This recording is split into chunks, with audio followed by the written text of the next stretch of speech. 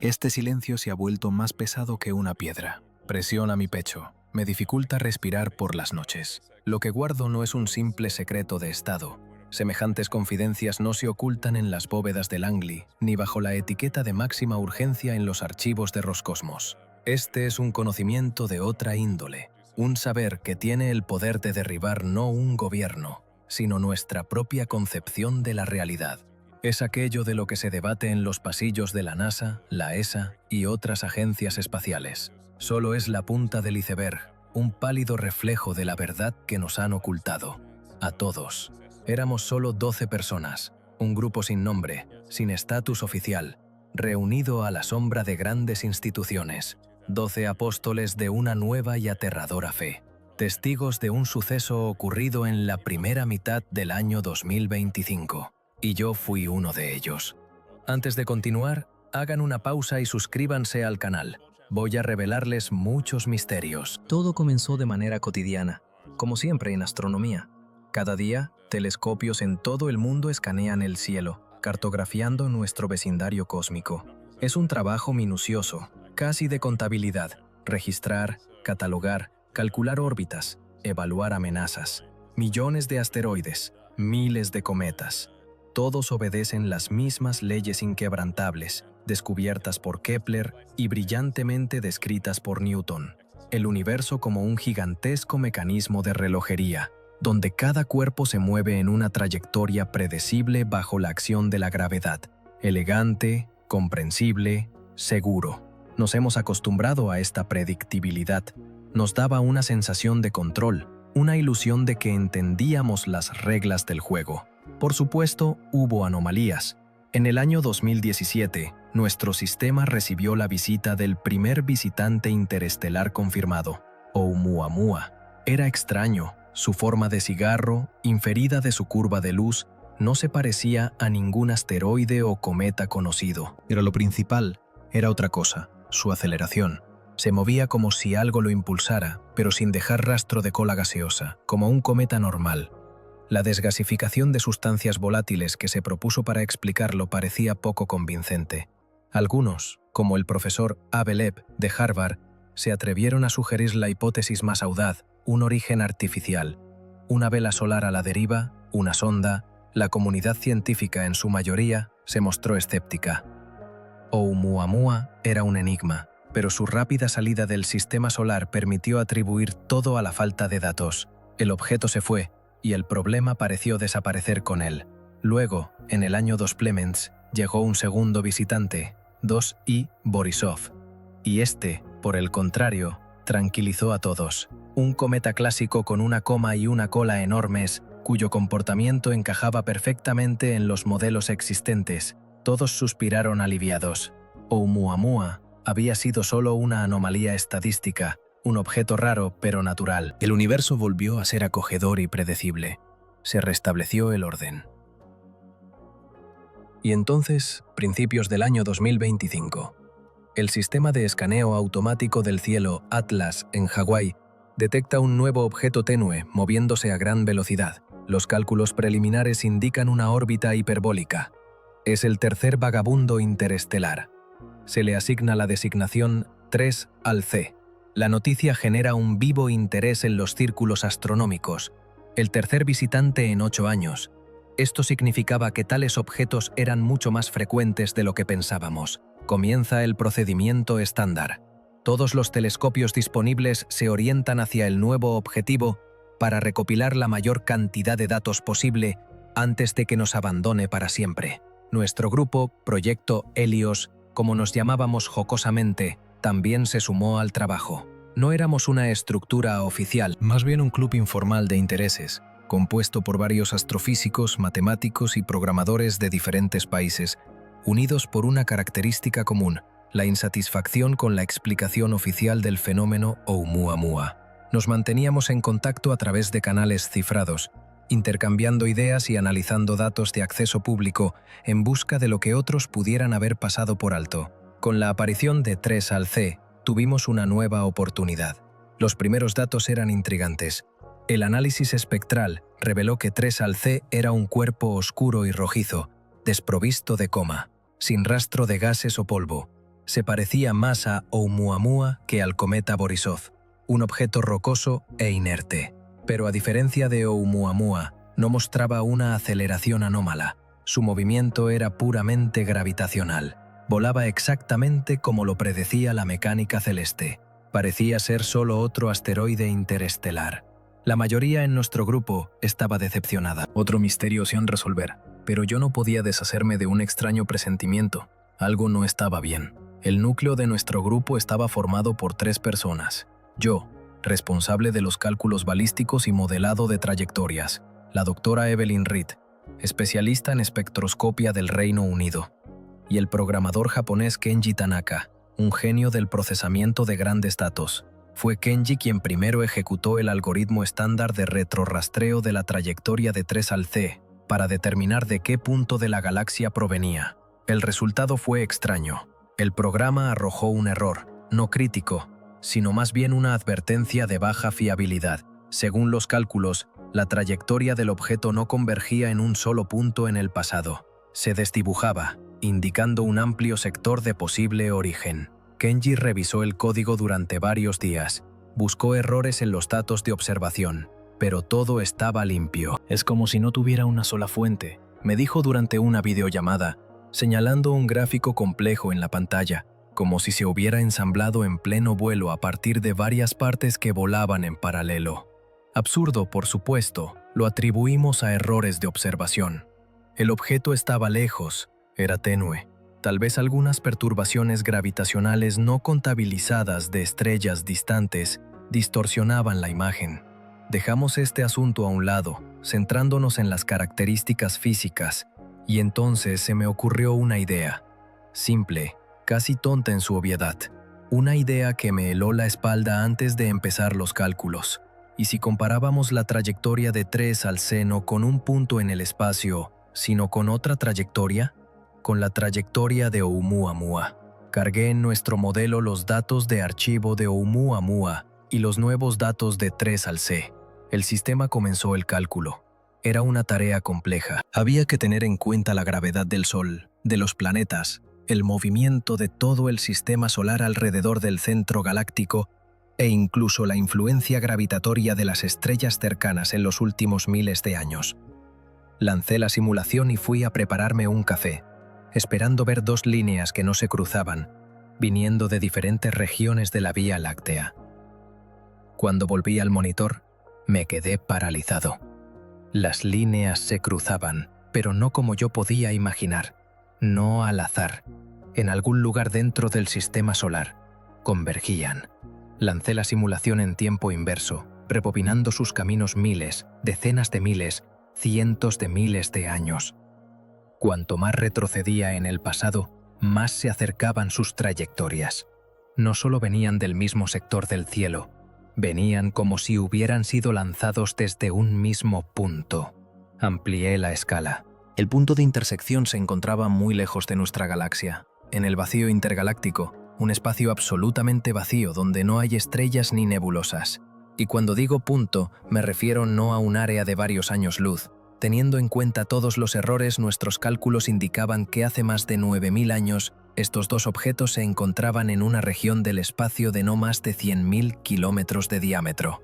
En términos cósmicos, eso es nada. Es como si 2 balas de rifle, disparadas desde diferentes continentes de la Tierra, chocaran sobre el Océano Pacífico.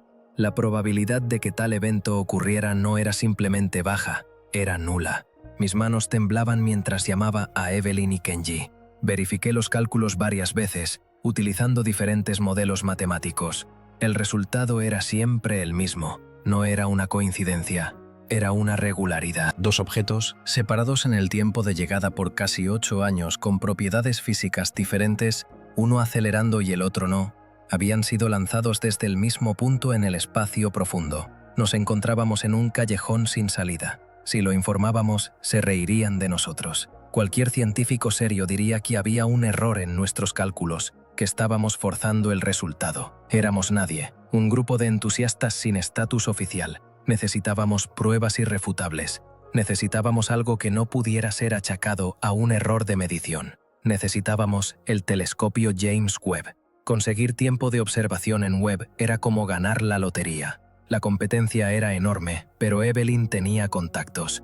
Su antiguo supervisor formaba parte del comité de asignación de tiempo. Bajo el pretexto de investigar urgentemente las características superficiales únicas de un nuevo objeto interestelar, logró obtener para nosotros unas pocas horas de valioso tiempo. Esperábamos esta sesión, como los creyentes esperan la segunda venida. Era nuestra única oportunidad. Webb no decepcionó. Cuando llegaron los primeros datos, al principio no entendimos lo que estábamos viendo. Los sensores infrarrojos del telescopio captaron algo invisible para los observatorios terrestres. En la superficie de 3 al C se registraron anomalías térmicas débiles, pero regulares. Pequeñas áreas que periódicamente se calentaban unos pocos grados por encima de la temperatura ambiente y luego se enfriaban. El periodo de estas pulsaciones era extrañamente preciso: 8 horas, 14 minutos y 32 segundos. Una y otra vez. No podía ser un proceso natural. Géiseres en piedra fría y seca. Actividad volcánica en un objeto de varios cientos de metros de diámetro. No, parecía el trabajo de un mecanismo, como si algo dentro de esa piedra se despertara según un horario, realizara alguna función y volviera a dormirse. Como si no estuviéramos mirando un asteroide, sino una sonda automática en estado de hibernación profunda, que al acercarse a su destino, a nuestro sistema solar, iniciaba un procedimiento de activación. Esa noche, ninguno de nosotros durmió. La comprensión nos golpeó como una avalancha. Estábamos ante la primera prueba irrefutable de la existencia de inteligencia extraterrestre. Y esta prueba se dirigía directamente hacia nosotros, a una velocidad de 30 kilómetros por segundo. Encendimos una cerilla en una habitación oscura cuando notamos Oumuamua. Ahora veíamos que en el rincón más alejado de esa habitación, alguien había encendido su propia cerilla en respuesta. Y ese alguien estaba mucho más cerca de lo que pensábamos. El drama se desarrollaba en completo silencio, en secreto para todo el mundo. Nos convertimos en los guardianes del secreto más importante y aterrador de la historia de la humanidad. Sobre nosotros recaía una responsabilidad para la que ninguno de nosotros estaba preparado. ¿Qué hacer? ¿Advertir al gobierno? Eso causaría pánico y caos que podrían ser peores que cualquier amenaza potencial. ¿Permanecer en silencio? Pero, ¿y si este objeto no era un explorador pacífico? ¿Y si su objetivo era hostil? Decidimos continuar la observación, ocultando los datos más importantes. En los informes oficiales transmitíamos solo información superficial: el espectro, la curva de luz, mapas térmicos ordinarios de los que habíamos borrado nuestras anomalías. Estábamos jugando un juego peligroso, engañando a toda la comunidad científica. Cada día vivíamos con el miedo de que alguien más afortunado o perspicaz, descubriera lo mismo que nosotros. Y entonces Kenji, que durante todo este tiempo no podía dejar de pensar en la trayectoria sucia de 3 al C, decidió, por pura curiosidad, añadir un tercer cuerpo a su simulación, un cuerpo que todos habían olvidado, un cuerpo que se consideraba simple y comprensible: el cometa Borisov. Todavía recuerdo su llamada en medio de la noche. No dijo nada, simplemente me envió un archivo con una nueva simulación. Lo abrí y la Tierra desapareció bajo mis pies. La trayectoria del cometa Borisov, calculada en tiempo inverso, también conducía allí, al mismo punto en el vacío intergaláctico. 3 objetos: Oumuamua, Borisov, 3 al C. Lanzados desde el mismo lugar pero en diferentes momentos con diferentes intervalos. Llegaron a nosotros en 2017, 2019 y 2025. Esto no era un diálogo, no era una serie de señales, era algo mucho más complejo y aterrador. Era un plan de 3 etapas, cuidadosamente calculado, extendido a lo largo de los años, y acabábamos de presenciar su tercer acto. Nos dimos cuenta de que Oumuamua, con su extraña forma y aceleración, había sido el cebo. Fue diseñado para atraer nuestra atención, para hacernos mirar al cielo, hacer preguntas. El cometa Borisov fue el tranquilizante. Nos mostró lo que esperábamos ver: un cometa normal, para adormecer nuestra vigilancia, para hacernos creer que Oumuamua había sido una casualidad. Y 3 al C, él era la acción principal. Llegó cuando ya estábamos listos para atribuir todo a las peculiaridades de la naturaleza. Parecía un mensaje, pero no escrito con palabras. Un mensaje codificado en la propia física de los objetos. El primer objeto, Oumuamua, era un cuerpo rocoso y seco. El segundo, el cometa Borisov, helado, lleno de gases congelados y agua. El tercero, 3 al C, era de nuevo rocoso, pero con un mecanismo funcionando en su interior. Roca, agua y tecnología. ¿Era una demostración de capacidades o eran componentes de algo? 3 partes de un todo, entregadas a nuestro sistema por turnos. Nos dimos cuenta de que durante todo este tiempo no habíamos estado mirando eventos individuales, sino capítulos de la misma historia. Una historia que alguien comenzó a escribir mucho antes de que aprendiéramos a mirar las estrellas. Y ahora, con la llegada de 3 al C, parecemos haber llegado a su clímax. La tensión en nuestro pequeño grupo alcanzó su límite. Estábamos sentados sobre un polvorín y la mecha ya se estaba consumiendo. Dejamos de ser meros observadores. Nos convertimos en participantes de un evento cuyas dimensiones no podíamos ni imaginar. Y lo más aterrador era que no conocíamos las reglas de este juego. No sabíamos cuál sería el próximo movimiento. Y no sabíamos si era nuestro turno. La decisión no llegó de inmediato. Nació en el tormento, en noches de insomnio y debates interminables a través de canales de comunicación cifrados. Nos dividimos. Parte del grupo, liderado por la pragmática Evelyn, insistió en la revelación inmediata y completa de la información. «Somos científicos, no espías», decía. Su rostro en la pantalla del monitor estaba pálido y tenso. No tenemos derecho a decidir por toda la humanidad. Nuestro deber es presentar los hechos, que los políticos y los militares decidan qué hacer con ellos. Otros, incluyéndome a mí y a Kenji, se opusieron. Conocíamos demasiado bien la naturaleza humana.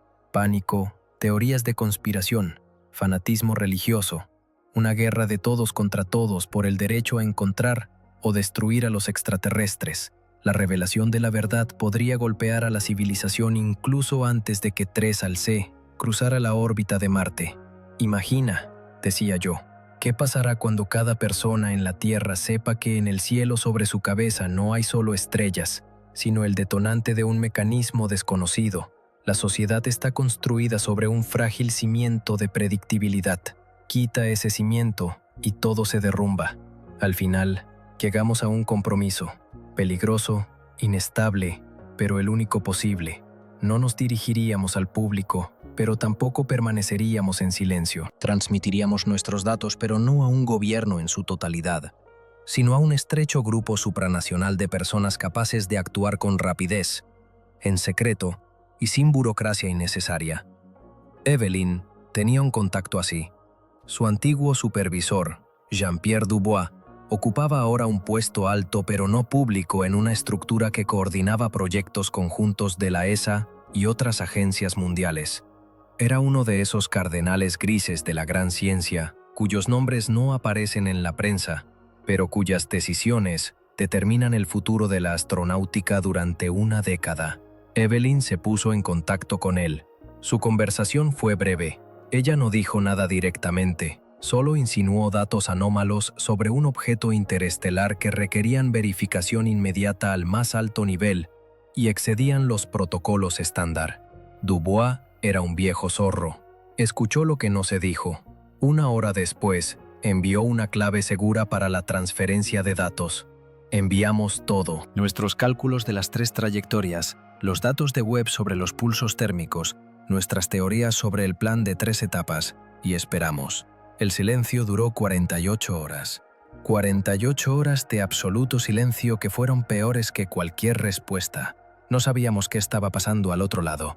¿Nos arrestarían? ¿Nos ignorarían? ¿Nos eliminarían simplemente como portadores de información peligrosa?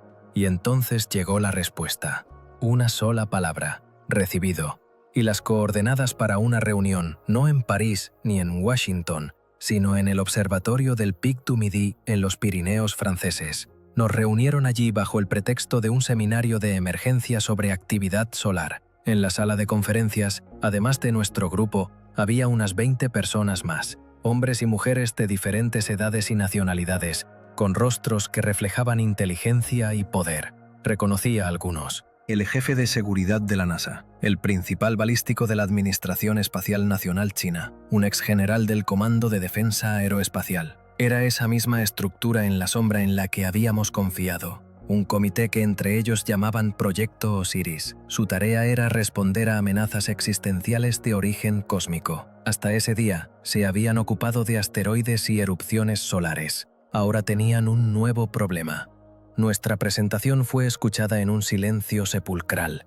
Nadie interrumpió, nadie hizo preguntas. Simplemente miraron los gráficos de las trayectorias, los mapas térmicos de 3 al C, nuestras conclusiones sobre la piedra, el agua, la tecnología. Cuando Kenji mostró la diapositiva final con las 3 líneas convergiendo en un solo punto fuera de la galaxia, la tensión en la sala era tal que el aire parecía haberse vuelto denso como el mercurio.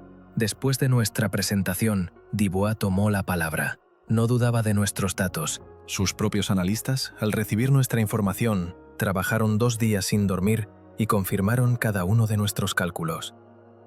La pregunta no era si era verdad, sino qué hacer a continuación. La decisión se tomó por unanimidad e instantáneamente. La humanidad debía hacer su jugada en este juego. Se lanzó el protocolo Ícaro, un programa secreto desarrollado en caso de detección de un objeto artificial potencialmente hostil. El plan era simple en su esencia y locamente complejo en su ejecución. Lanzar hacia 3 al C una sonda interceptora de hipervelocidad. Su tarea no era destruir, sino investigar, acercarse lo más posible, escanear con todos los sensores posibles, tomar muestras de materia si era posible y transmitir los datos a la Tierra antes de que el objeto se acercara a una distancia peligrosa. El problema era la velocidad. 3 al C se movía demasiado rápido. Para alcanzarlo, se necesitaba un vehículo capaz de alcanzar una aceleración sin precedentes. Para nuestra suerte, tal vehículo existía. Una sonda experimental con un sistema de propulsión de nuevo tipo, basado en los principios de aceleración magnetoplasmática con bombeo láser. El proyecto estaba congelado debido a su alto costo y riesgos. Ahora, el proyecto Osiris lo resucitaba. La sonda, denominada Ícaro 1, se preparaba para su lanzamiento en régimen de máxima secretidad en el cosmódromo de Kourou, en la Guayana francesa. La leyenda oficial: lanzamiento de un satélite de comunicaciones de nueva generación para un cliente comercial. Nuestro grupo se convirtió en parte integral de la misión. Asesoramos a los ingenieros, ayudamos a calcular la trayectoria de intercepción. Escribimos el software para analizar los datos que esperábamos que Ícaro 1 enviara. Vivíamos y trabajábamos en una instalación cerrada cerca del cosmódromo. El mundo exterior continuaba su vida normal. La gente iba al trabajo, veía películas, discutía de política, sin sospechar que sobre sus cabezas se desarrollaba el mayor drama de la historia, y nosotros, un puñado de iniciados, llevábamos sobre nuestros hombros el peso de este conocimiento. Recuerdo esa sensación de desconexión del mundo. Miras a la gente, escuchas sus conversaciones y entiendes que vives en realidades diferentes. Su mundo seguía siendo seguro y comprensible. El nuestro nunca volvería a serlo.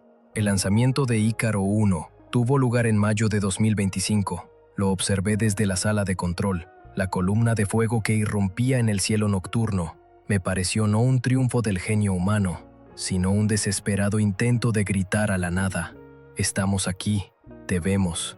La sonda salió con éxito a órbita, desplegó sus enormes paneles solares, parecidos a las alas de una libélula, y comenzó la aceleración.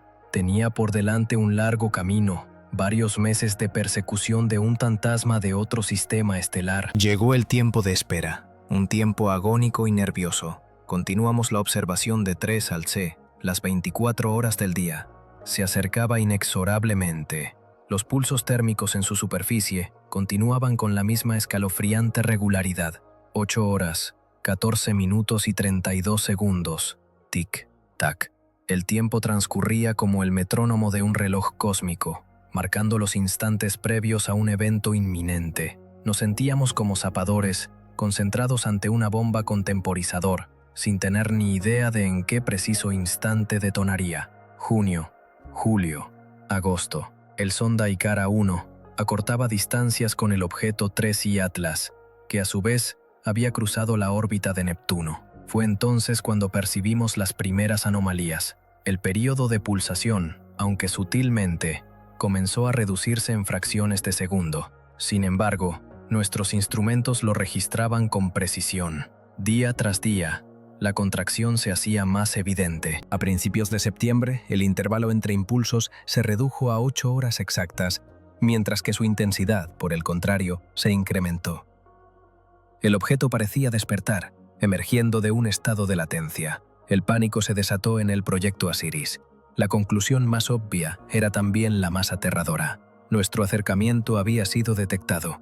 El 3I Atlas estaba reaccionando al Icara 1, preparándose para el contacto o para la defensa. Se dio la orden de poner todos los sistemas del Icara 1 en máxima alerta.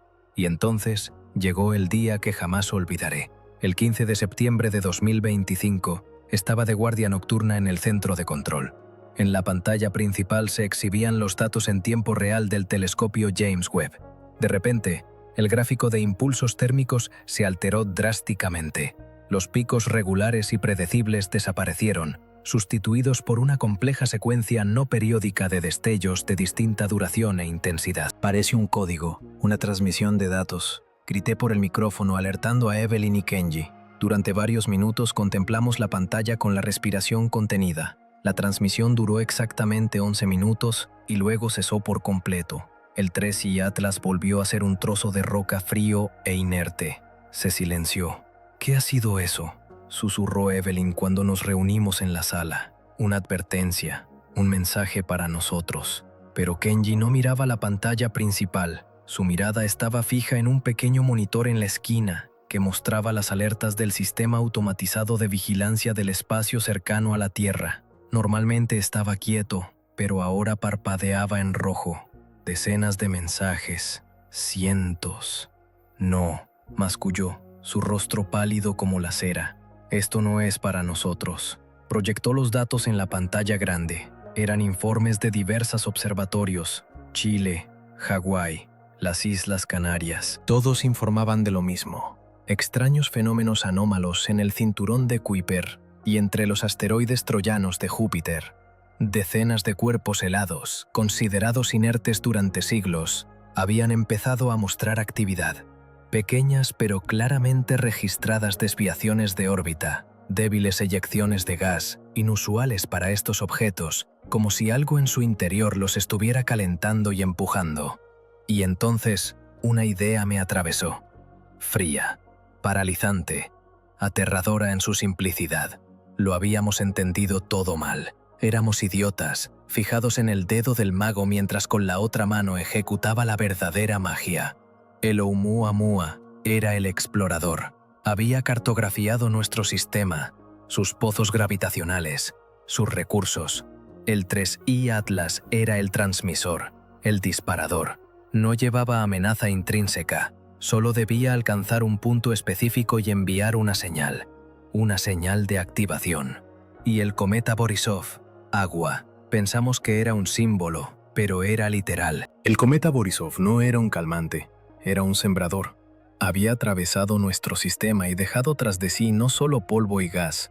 Había dispersado semillas microscópicas, nanomecanismos, esporas de vida tecnológica que se depositaron en los cuerpos helados de los confines exteriores del sistema solar, esperando en el frío y la oscuridad, hibernando durante años a la espera de la señal que acababa de ser emitida.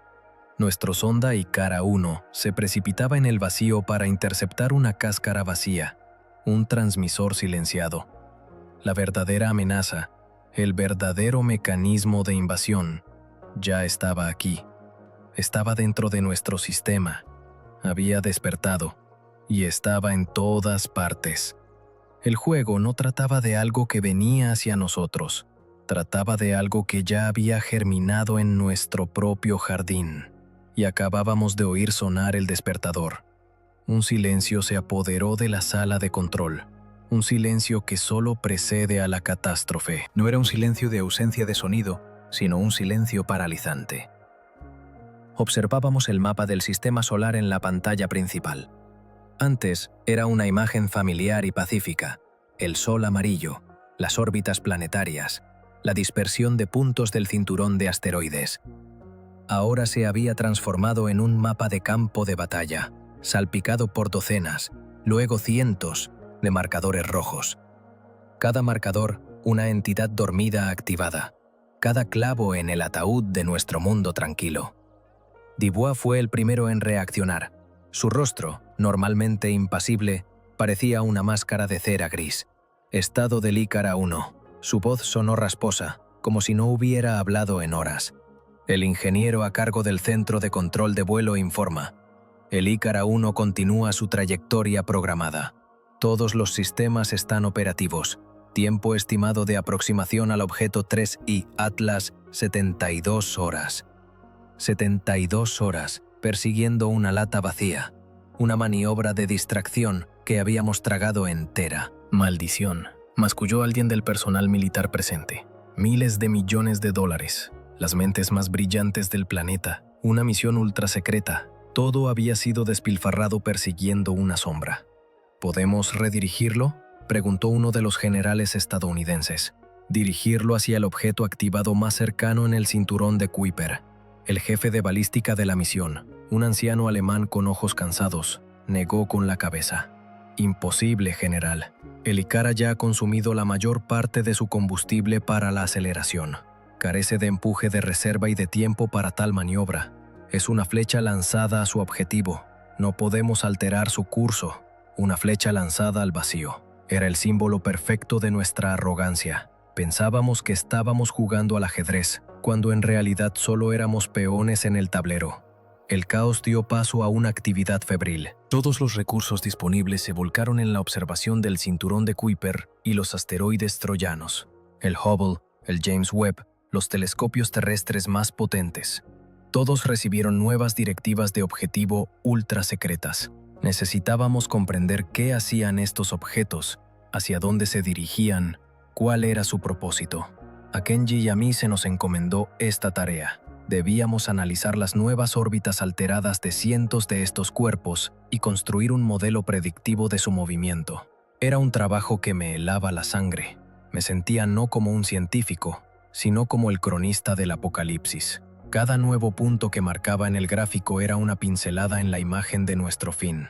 Los primeros resultados fueron desalentadores. El movimiento parecía caótico. Los objetos cambiaban sus trayectorias, pero sin un propósito aparente. Algunos aceleraban, otros frenaban, como un enjambre de abejas perturbadas. Quizás sea solo una reacción a la activación, sugirió Evelyn. Las eyecciones de gas por calentamiento alteran sus órbitas de forma aleatoria. Pero yo no creía en la aleatoriedad, no después de haber presenciado la elegante y diabólica precisión del plan con los 3 objetos. Aquí también debía haber orden, oculto, incomprensible para nosotros, pero orden. Kenji, un genio del Big Data, creó una red neuronal que lanzamos sobre esta masa de información. Le alimentamos todos los datos: vectores de movimiento, velocidad de cambio orbital, datos espectrales de las eyecciones de gas. La red pasó 24 horas procesando cifras, y entonces emergió una dependencia oculta. Nos sentamos frente al monitor, como sacerdotes ante un oráculo, esperando el veredicto, y el veredicto llegó. En la pantalla apareció un modelo tridimensional del sistema solar. Cientos de trayectorias de los objetos activados se tiñeron de diferentes colores. A primera vista, el mismo caos. Pero entonces, Kenji presionó un botón, y el modelo comenzó a retroceder en el tiempo, semanas, meses, y vimos que no se movían caóticamente, y no volaban hacia la Tierra. Su objetivo era algo distinto. Se movían unos hacia otros. Sus complejas maniobras orbitales, aparentemente inconexas, eran parte de un gigantesco ballet. Se estaban alineando para encontrarse, todos en un único punto. Ese punto se encontraba mucho más allá de la órbita de Plutón, en el frío vacío del disco disperso. Tiempo estimado de convergencia, unos 6 meses. Se están reuniendo, susurré. Era la única palabra que podía describir lo que estaba sucediendo. Como las piezas de un gigantesco constructor, esparcidas por toda la casa, cobraban vida y se arrastraban hacia el centro de la habitación para unirse en un todo. ¿Qué iban a construir? ¿Un arma? ¿Una nave? ¿Un portal? No lo sabíamos. Solo podíamos observar. La humanidad se había convertido en un espectador en primera fila de una representación cuyo final podría significar nuestra aniquilación total. El proyecto Asiris estaba en un estado de confusión. Todos sus protocolos, todos sus planes estaban diseñados para una amenaza única y claramente definida. Un asteroide volando hacia la Tierra o una nave hostil. Pero, ¿cómo luchar contra cientos de cuerpos diminutos, dispersos a miles de millones de kilómetros, que simplemente se reunían en los confines del sistema? Enviar cohetes a cada uno de ellos era técnicamente imposible y absolutamente inútil. Éramos impotentes, total y absolutamente impotentes. Mientras tanto, el Ikara 1 se acercaba a su inútil objetivo. Seguimos su vuelo casi por inercia, como una reliquia de una era pasada, cuando aún creíamos poder influir en algo. Horas antes de la máxima aproximación, activamos todos sus escáneres. Al menos aprenderíamos algo sobre estas criaturas. Cuando la sonda pasó junto al 3i Atlas a una distancia de apenas unos cientos de kilómetros, transmitió un torrente de datos a la Tierra. Imágenes de alta resolución, espectrogramas, datos de escaneo por radar. Lo vimos de cerca. Era un fragmento de roca oscuro y alargado, plagado de cráteres. No se distinguía de miles de otros asteroides, sin antenas, ni escotillas, ni motores. Nada. Solo roca. Pero el escaneo por radar reveló lo oculto en su interior. Bajo una capa de roca de varios metros de espesor, había una cavidad perfectamente esférica. Y en el centro de esa cavidad, nada. Vacío. El mecanismo que envió la señal simplemente se había evaporado, autodestruido, sin dejar el menor rastro. Era la última burla. La última prueba de cuánto estábamos rezagados. No solo nos superaban tecnológicamente, sino que pensaban en categorías diferentes. Categorías donde la materia y la energía son meros estados temporales que se pueden plegar y desplegar a voluntad. Observaba estas imágenes y sentía cómo algo se rompía dentro de mí. Toda nuestra ciencia, todo nuestro orgullo intelectual, todo parecía un balbuceo infantil. Éramos nativos, que al ver por primera vez un encendedor creímos haber desvelado el misterio del fuego, y a nuestro lado había alguien capaz de encender y apagar estrellas. Pasaron los meses. Los objetos activados en el cinturón de Kuiper continuaron su lento e inexorable acercamiento. Llegó el giro inesperado que tanto temíamos pero que no podíamos predecir. Se produjo el primer contacto entre dos de ellos. Eran dos pequeños cuerpos helados, de unos pocos kilómetros de diámetro cada uno. Los observamos con el Webb, esperando una colisión, una explosión de escombros, pero nada de eso ocurrió. Cuando los objetos se acercaron a unos pocos decenas de kilómetros, sus superficies heladas comenzaron a brillar con una tenue luz azulada. Luego, empezaron a deformarse. Se estiraban el uno hacia el otro, como si estuvieran hechos no de hielo sólido, sino de un líquido espeso. Sus formas se distorsionaban, obedeciendo no a las leyes de la gravedad y la mecánica, sino a alguna otra fuerza desconocida. Y entonces se fusionaron. No fue una colisión, fue un acto de fusión. Los dos cuerpos fluyeron suavemente el uno hacia el otro, formando un único objeto más grande de forma irregular, que continuaba brillando desde su interior, sin eyección de energía, sin escombros. Simplemente, dos se convirtieron en uno. Observamos un proceso que violaba todas las leyes físicas conocidas. Conservación del momento lineal, termodinámica, todo fue desechado. Nanotecnología, murmuró Kenji, sin apartar la vista de la pantalla. Las semillas que trajo Borisov son fábricas autorreparables y autoorganizadas. Descomponen la materia de los cometas, hielo, materia orgánica, y la reconstruyen a nivel atómico. No solo se juntan, construyen a partir de sí mismas. Durante las siguientes semanas observamos varias fusiones más. El enjambre se estaba convirtiendo en algo cohesivo. Las partículas dispersas se ensamblaban lenta pero firmemente en una única estructura. Creció. Cada nueva fusión le añadía masa. Ya era más grande que cualquier asteroide conocido en el sistema solar. Cada día actualizaba el modelo. Observaba cómo esta creciente masa tumoral en nuestro sistema cambiaba de forma. Al principio era una masa amorfa, pero gradualmente comenzaron a perfilarse contornos. Apareció simetría. Surgieron elementos que se repetían. No era simplemente un asteroide gigante. Era una construcción, un artefacto. No sabíamos qué era, pero una cosa estaba clara.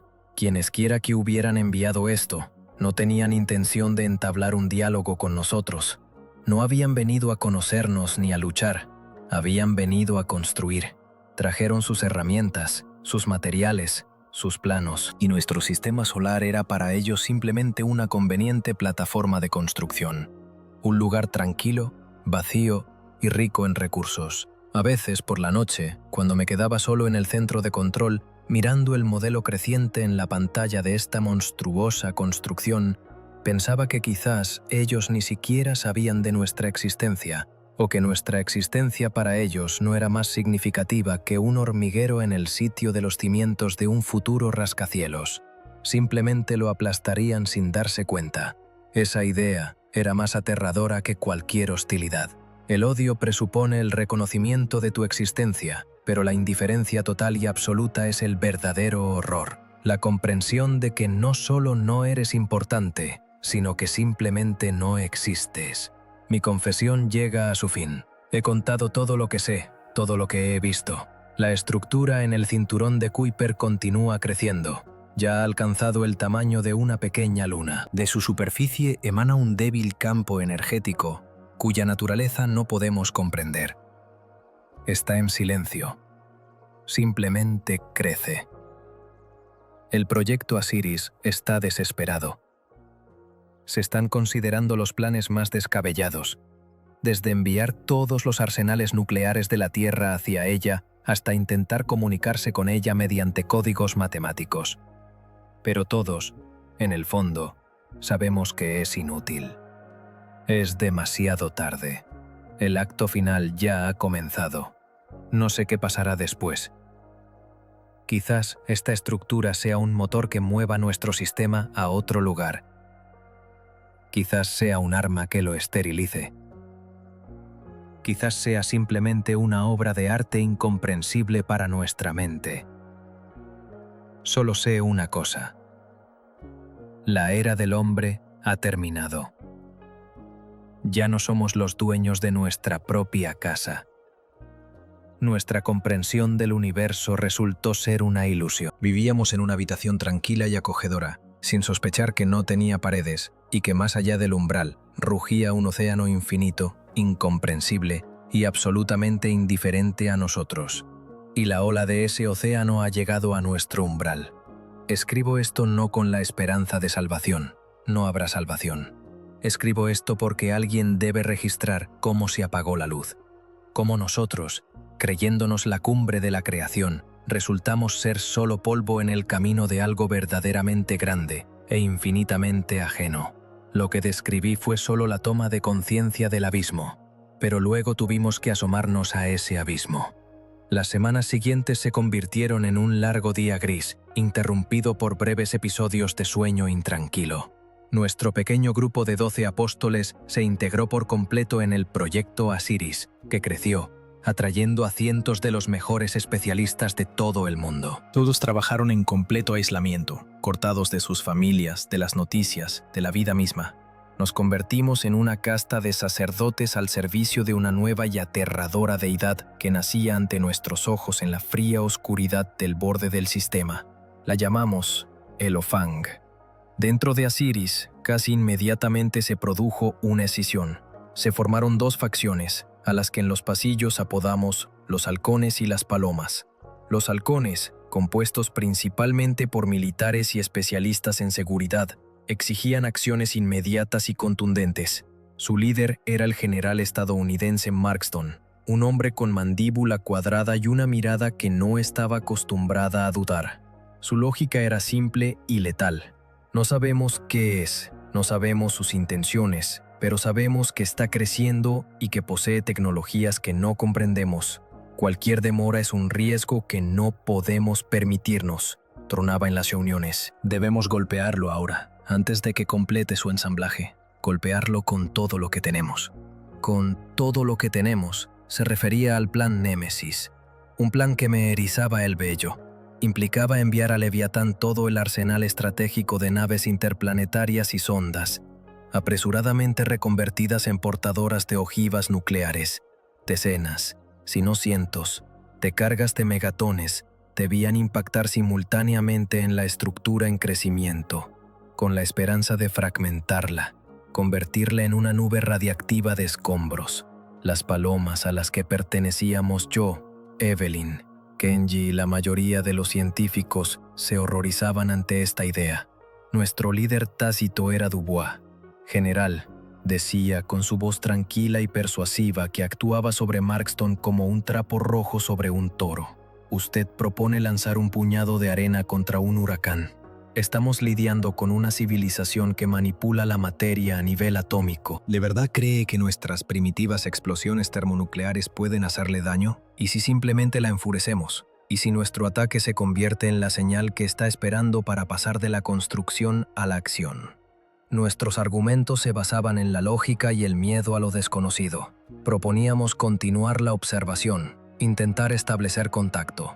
Kenji trabajó día y noche en la creación de un complejo algoritmo capaz de generar señales basadas en constantes matemáticas, como el número pi y la proporción áurea, con la esperanza de que el lenguaje de las matemáticas fuera universal. Queríamos gritar a la nada: somos racionales, no nos matéis. Pero el tiempo jugaba a favor de los halcones. Leviatán continuaba creciendo. Ya había absorbido la mayor parte de los asteroides troyanos de Júpiter, que, como si hubieran recibido una orden, habían abandonado sus órbitas estables y se dirigían al punto de reunión. Su masa superaba la de Ceres, el objeto más grande del cinturón de asteroides. Su forma se volvía cada vez más definida. Era algo parecido a un gigantesco cristal multifacético o un intrincado copo de nieve de miles de kilómetros. En su estructura se apreciaba una geometría fractal. Cada parte grande se parecía al todo.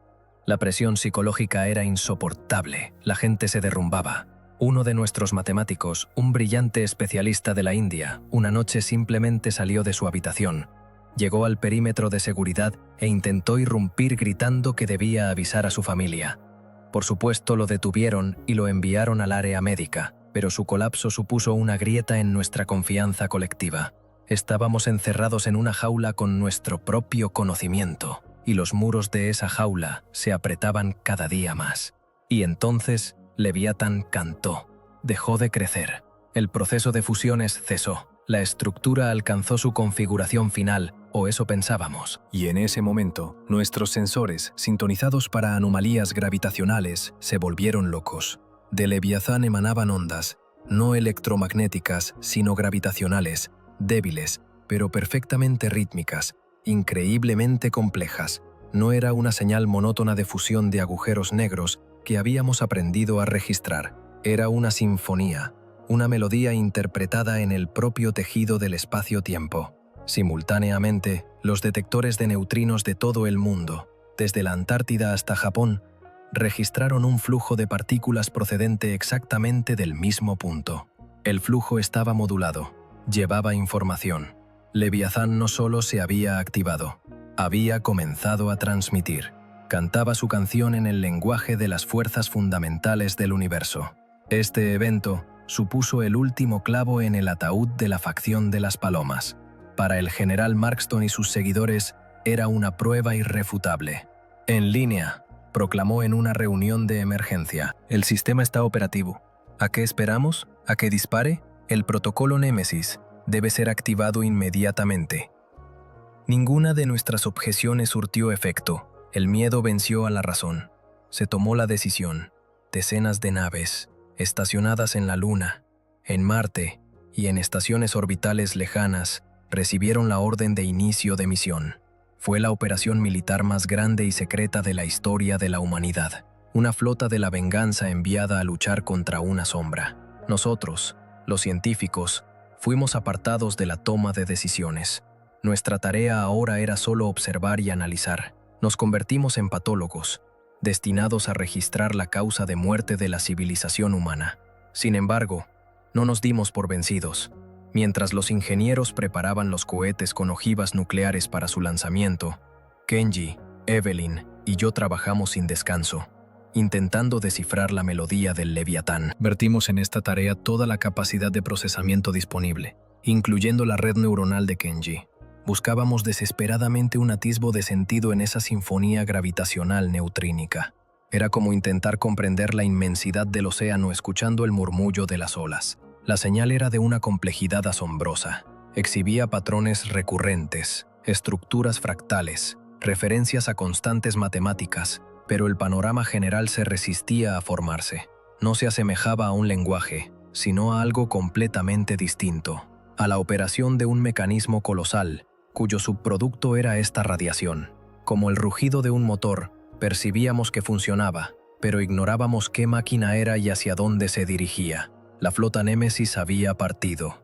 Decenas de puntos de fuego abandonaron sus bases y se precipitaron hacia un objetivo lejano. Su viaje duraría varias semanas. Nuestro tiempo se agotaba inexorablemente. Recuerdo la noche en que se produjo el avance crucial. Estaba medio dormido en mi sillón frente a un monitor, donde desfilaban interminables columnas de datos. Me despertó el grito de Kenji, no de júbilo sino de pánico. Corrí hacia su terminal. En la pantalla, una visualización de una parte del código descifrado. Su red neuronal había logrado aislar uno de los fotogramas de datos y compararlo con conceptos que nos eran familiares. Era un esquema de una complejidad inimaginable, multidimensional. No se parecía a ninguna estructura de ingeniería que hubiéramos conocido. Y debajo había una inscripción, o más bien un concepto, que traduje lo mejor que pude. Recalibrador de constantes locales. Estado. Diagnóstico previo al lanzamiento. Esperando impulso energético externo para calibración y activación finales. Nos quedamos mirando esa inscripción, un escalofrío recorriéndonos la piel. Recalibración de constantes locales. No era un arma en nuestro entendimiento, no era una nave. Era una herramienta para alterar las leyes fundamentales de la física dentro de un volumen específico de espacio. La velocidad de la luz, la constante gravitacional, la constante de Planck, todo aquello sobre lo que se asienta nuestra realidad. Y estaba esperando un impulso energético externo. Némesis, susurró Evelyn, su rostro perdiendo todo color. Nuestro ataque nuclear es precisamente ese impulso que espera. Todo encajó, toda la diabólica lógica de ese plan. No solo nos superaban tecnológicamente, sino que nos superaban en la comprensión de la psicología. Sabían cómo reaccionaría una civilización primitiva y agresiva al descubrir algo incomprensible y aterrador en su puerta. Atacaría, utilizaría su arma más poderosa, y así activaría el proceso ella misma. No éramos hormigas ignoradas, éramos una parte integral del mecanismo, la última pieza que debía encajar en su lugar. Nuestra agresividad no era nuestra debilidad, sino una función calculada en su plan. Corrimos hacia Dubois, hacia Markston. Les mostramos nuestros datos, intentamos explicar. Pero era demasiado tarde. La flota ya había pasado el punto de no retorno. Era imposible recuperarla. El general Markston miró nuestros análisis con su mirada pétrea y pronunció una frase que jamás olvidaré. Demasiado complicado para ser verdad. Son especulaciones. Mis naves son la realidad. Solo quedaba esperar. El día en que la flota Némesis alcanzó su destino, marcó el último día del viejo mundo. Observamos la secuencia en directo, recibiendo datos de las naves observadoras que se mantenían a una distancia segura. La primera oleada de misiles impactó contra el Leviatán. Decenas de soles termonucleares destellaron en su superficie cristalina. En nuestras pantallas florecieron esferas de fuego capaces de incinerar ciudades enteras. Según todos los cálculos, tal concentración de energía debería haber hecho añicos cualquier materia concebible. Pero el leviatán no explotó, ni siquiera se movió. En cambio, absorbió la energía de las explosiones. Las llamaradas simplemente se hundieron en su superficie como gotas de lluvia en la arena. Sus facetas brillaron con una luz deslumbrante, asimilando toda la furia de nuestras armas. Por un instante, se volvió más brillante que el sol, y entonces respondió. No se vio respuesta, no se pudo oír, no se pudo evadir. Una onda se propagó desde el leviatán en todas direcciones a la velocidad de la luz. La onda de recalibración. Primero, las naves de la flota Némesis enmudecieron. Sus señales se interrumpieron abruptamente. No hubo gritos ni informes de daños. Simplemente desaparecieron de la transmisión, como si nunca hubieran existido. Luego, la onda cubrió nuestros sondas remotas y observatorios, y lo vimos en los datos. El espectro de las estrellas lejanas se desplazó repentinamente, no por efecto Doppler. Cambió por sí mismo. Las estrellas comenzaron a brillar de manera ligeramente diferente, como si alguien hubiera girado una perilla en el panel de control del universo. Cuando la onda llegó a la Tierra, no sentimos nada. No hubo terremotos ni huracanes, pero observaba el reloj atómico en la esquina de la pantalla. Su marcha, sincronizada con decenas de otros en todo el mundo, comenzó a desfasarse.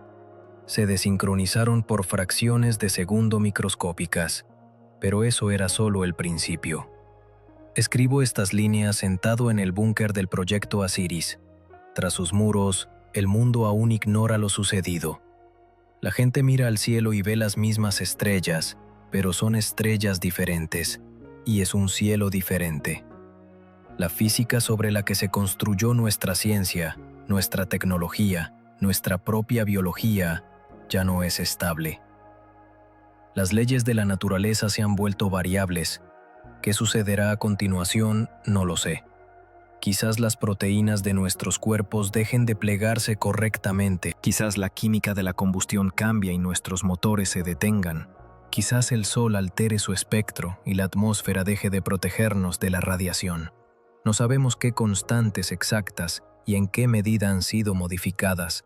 Solo sabemos que el mundo ya no se rige por las reglas que tan orgullosamente creíamos haber descifrado. Vivimos en una casa a la que le están cambiando los cimientos a toda velocidad y no sabemos en qué momento se derrumbará.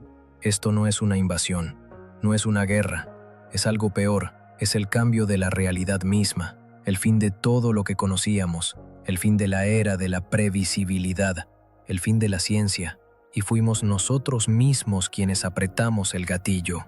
Esa es la última, más cruel ironía. El mayor secreto de la humanidad no es que no estamos solos en el universo, sino que resultamos ser un instrumento en manos de quienes siempre estuvieron aquí. Simplemente no los habíamos notado hasta este día. Pensé que este sería mi último diario, una elegía escrita en el corazón de un mundo moribundo, pero me equivoqué. Nos equivocamos en todo desde el principio, y nuestro mayor error fue considerar que lo que creíamos el fin era solo un monstruoso e incomprensible comienzo. Las primeras horas tras la onda transcurrieron en silencio y negación. Los relojes atómicos se desfasaron. ¿Y qué? Tal vez fuera solo un efecto secundario de una perturbación gravitacional potentísima. Las computadoras empezaron a arrojar errores aleatorios en los cálculos. Quizás fuera consecuencia del flujo de neutrinos afectando a los semiconductores. Nos aferramos a estas explicaciones racionales como un náufrago a una brizna de paja, porque la alternativa era demasiado horrible para aceptarla. El general Markston y sus halcones se encerraron en el centro de situación, intentando contactar con el mundo exterior, pero la comunicación era extraña. Las señales salían, pero no llegaban respuestas. O llegaban distorsionadas, llenas de ruido, como si hubieran atravesado una lente deformante. Y entonces comenzó lo que llamamos disonancia. Lo sentí yo primero. Miré mi mano y, por una fracción de segundo, me pareció verla simultáneamente desde fuera y desde dentro. Vi huesos, venas, el lento fluir de la sangre. No fue una observación visual, sino una especie de conocimiento directo, que me invadió y se retiró de inmediato dejándome náuseas y mareos.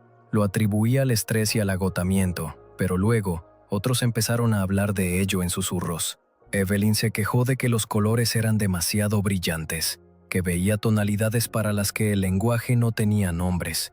Kenji, mirando una pantalla vacía, de repente comenzó a escribir complejas fórmulas, y cuando le preguntamos qué era, respondió: «Suenan correctas». No las veía, no las calculaba, las oía. Nuestro búnker, nuestra fortaleza, se estaba convirtiendo en un manicomio. La gente comenzó a sufrir ataques de pánico. Afirmaba que las paredes se volvían transparentes, que oían los pensamientos de los demás como un susurro obsesivo al borde de la audición. El bloque médico estaba abarrotado, pero no era un trastorno psiquiátrico, era una adaptación dolorosa y enloquecedora a la nueva física. La onda de recalibración no solo había alterado el mundo a nuestro alrededor, nos estaba alterando a nosotros, a nuestros cerebros, a nuestros órganos sensoriales. Toda nuestra neurobiología se había construido sobre las viejas constantes. Ahora que las constantes habían cambiado, nuestros cerebros intentaban desesperadamente interpretar una realidad para la que no tenían herramientas. Completó la imagen usando viejos patrones y se volvió loco por las contradicciones. Éramos como una vieja radio que de repente intentaron sintonizar en Wi-Fi. Lo más aterrador estaba afuera. Enviamos un dron al exterior. La imagen que transmitía era estable solo los primeros segundos, y luego la imagen comenzó a deformarse. El cielo sobre el desierto donde se encontraba nuestro complejo era del mismo color azul, pero a veces una ondulación lo recorría, como si se mirara el mundo a través de una masa de aire caliente. Las sombras de las rocas no estaban inmóviles, vibraban ligeramente, y sus bordes estaban teñidos de extraños colores iridiscentes. El dron voló varios kilómetros y dejó de responder. La última imagen que transmitió no era de nuestro mundo. Era una geometría que dolía a los ojos. Las líneas rectas se curvaban en ángulos imposibles. El espacio se plegaba sobre sí mismo. Comprendimos que el Leviatán no nos había destruido, nos había encerrado, o por el contrario, nos había liberado. No había demolido nuestra casa, simplemente había quitado las paredes. Y vimos que nuestra habitación era solo un punto en un edificio infinito, repleto de vida y física, cuya existencia ni siquiera sospechábamos. Éramos habitantes de un mundo bidimensional, sacados a la fuerza a una tercera dimensión. Y no estábamos preparados para ello en absoluto. Esta comprensión se convirtió en una nueva línea divisoria. El general Markston y su gente vieron en esto solo una nueva y más sofisticada forma de ataque.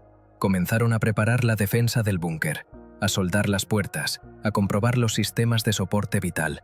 Decidieron encerrarse en su vieja realidad hasta el final.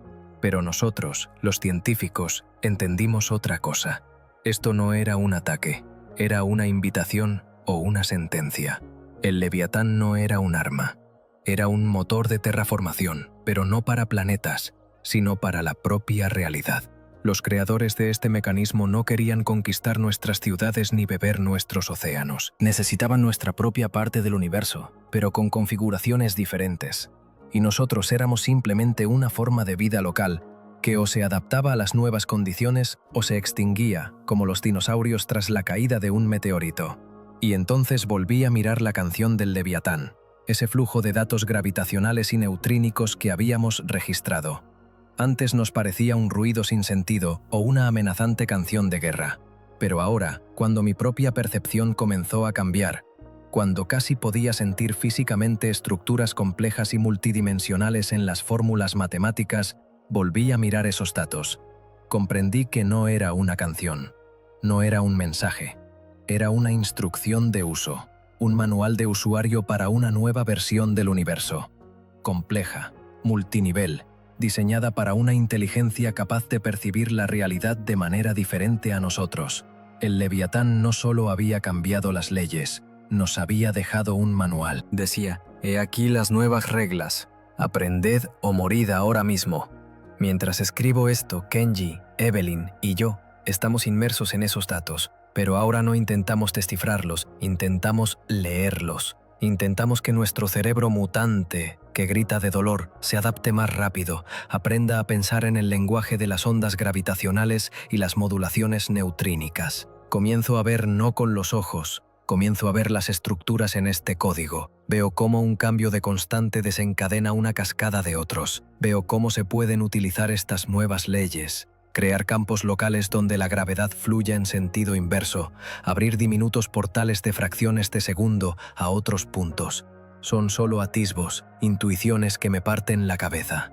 Ya no somos astrónomos, no somos físicos. Somos los primeros chamanes de una nueva realidad. Intentamos aprender a conjurar en un mundo donde la magia se ha convertido en la nueva física. Y tras los muros de nuestro búnker, el mundo se enloquece. La comunicación con otros centros de Asiris se ha perdido casi por completo, pero los últimos fragmentos de mensajes eran espeluznantes. En un centro biomédico en Alemania, ratones de laboratorio comenzaron a mutar espontáneamente. No morían, se transformaban en algo diferente, en formas de vida basadas en silicio.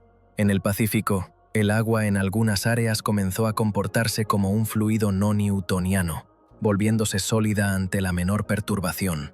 La humanidad no muere, se desintegra, se transforma en una sopa caótica de viejas leyes y nuevas maravillas. Y quizás de esta sopa nazca algo nuevo. No sé quiénes somos ahora, prisioneros, estudiantes, conejillos de indias. Solo sé que nuestro pasado ya no tiene importancia. Estamos en el umbral de un nuevo y extraño mundo.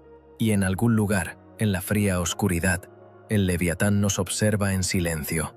No es un enemigo ni un amigo, es un maestro. Y su lección acaba de empezar. Y el precio por no superarla es la completa y definitiva desaparición. No la muerte, sino el borrado de la nueva realidad, como un borrador fallido. Debemos aprender. Es nuestra única oportunidad. Este es un misterio increíble, cuidadosamente oculto a la humanidad, pero no pude ocultártelo. Suscríbete al canal, mira los nuevos videos, comparte tus pensamientos en los comentarios.